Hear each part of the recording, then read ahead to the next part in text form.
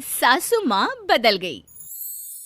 कहानी उस घर की है जहाँ बहू और बेटी को एक माना जाता था, लेकिन फिर अरे शिखा बेटा, तू रसोई में क्यों घुसी रहती है? जा, रोटी मैं बना लूंगी। नहीं नहीं माँ जी, आप बैठिए, बस सारा खाना बन ही गया है। श्वेता को बोल देती हूँ, वो खाना लगा देगी सबका। सॉरी भाभी, मेरे पास वक्त नहीं है। माँ, मुझे पैसे देना, पार्लर जाना है। हाँ हाँ चली जाना, भाभी को भी ले जाना। वो भी जाने को बोल रही थी पार्लर, पर पहले ना मदद कर दे उसके खाना लगाने में। देख माँ, वो बहू है, उसे बहू रहने देना, इतना सर पर मत चढ़ा भाभी को। श्वेता, ज्यादा मत बोला कर। बहू और बेटी में कोई फर्क नहीं होता है। जा जाकर काम कर। ननद को माँ का भाभी से इस तरह प्यार करना बिल्कुल अच्छा नहीं लगता। वो बार बार किसी न किसी तरह माँ को भाभी के खिलाफ भड़काती रहती, लेकिन कोई फायदा ना होता। एक रोज, अरे बेटे किशन, जा बहू को कहीं घुमा कर ला, सारा दिन घर में काम करती रहती है। हाँ हाँ माँ, हम लोग जा रहे हैं ना गोवा। अच्छा जी, भाभी ने तो हमें बताया भी नहीं। वैसे तो सारी पंचायत करती है, ये गोवा वाली बात क्यों छुपा गई हमसे? अरे क्योंकि उसे खुद नहीं पता था बहन। मुझे टिकट सस्ती मिल रही थी तो मैंने बुक कर दिया। हाँ शिखा, पैकिंग कर ले, संडे हम जा रहे हैं गोवा। दोपहर में शिखा पैकिंग कर रही थी कि सास आ जाती है। ये क्या बहू, साड़ियाँ? अरे गोवा जा रही है घूमने या फिर शादी में मायके हैं? माँ जी, ऐसा कुछ है ही नहीं, समझ में नहीं आ रहा क्या रखूं कपड़े में। अरे तेरी और श्वेता की साइज तो एक ही है, उसके कुछ मॉडर्न कपड़े ले ले, आकर लौटा देना। हाँ माँ जी, ये ठीक रहेगा। शिखा श्वेता के पास जाती है और उससे कपड़े मांगती है। ना जी ना, मैं अपने कपड़े ना दूं, वैसे भी फैल जाएंगे मेरे कपड़े, बहुत महंगे वाले हैं। शिखा मुंह लटकाकर कमरे में आ जाती है तो सास कहती है, चल तैयार हो जा, तुझे मैं शॉपिंग करा कर लाती हूँ गोवा की। बस फिर क्या था, सास बहू निकल जाते हैं मार्केट और एक से बढ़कर एक ड्रेस खरीद कर घर आते हैं।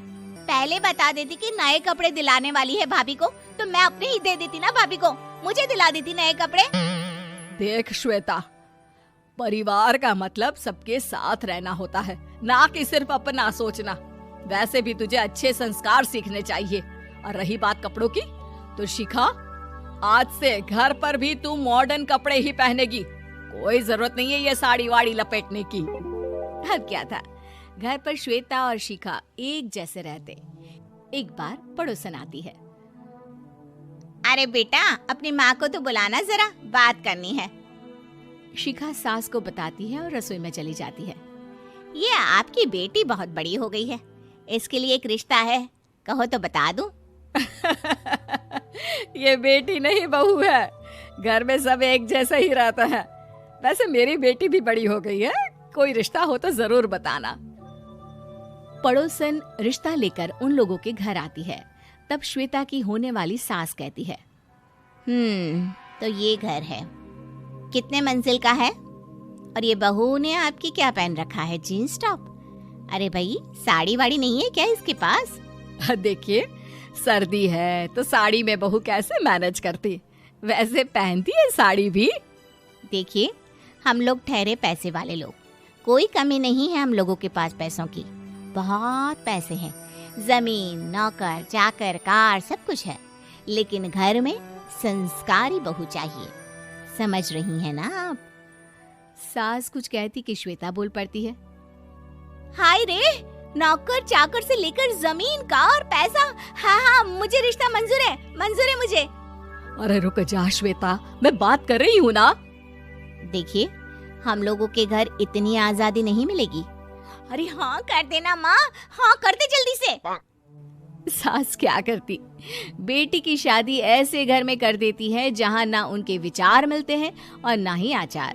शादी के बाद एक रोज फोन पर, श्वेता बेटा, एक बार घर आ जा, बहुत दिल करता है तुझे देखने का। माँ, वो घर पर बहुत काम होता है, कैसे आऊँ? बड़ा घर है, लेकिन आने जाने वालों की लाइन ही लगी रहती है। बेटा मैं तो जानती थी उस घर का हाल, लेकिन तू ही नहीं मान रही थी। माँ देख, हर घर का यही हाल है। तेरी बेटी को यहाँ घूंघट हटाने की परमिशन नहीं है और एक तरफ भाभी स्कर्ट पहनकर घूम रही है। बेटा मुझे क्या पता था कि मेरी बेटी को ससुराल के नाम पर पिंजरा मिल जाएगा। अच्छा माँ, फोन रखती हूँ, सास को गर्मा गर्म रोटी खिलानी है। तुम लोगों की तरह नहीं कि एक रोटी बनाओ, एक सब्जी बनाओ, फिर सारा दिन फ्री होकर घूमो।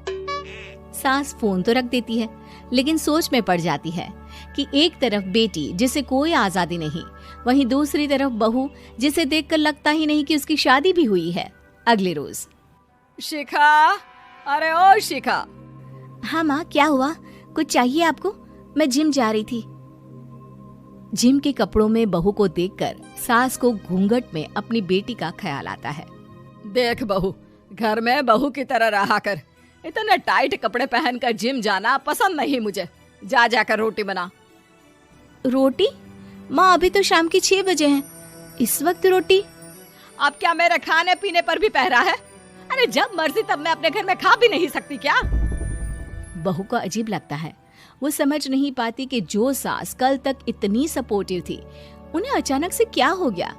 वो किचन में जाती है, गरम रोटी के साथ 2 तरह की सब्जी, रायता, सलाद सब लेकर सास के पास आती है। माँ जी, खाना। इतना सारा खाना?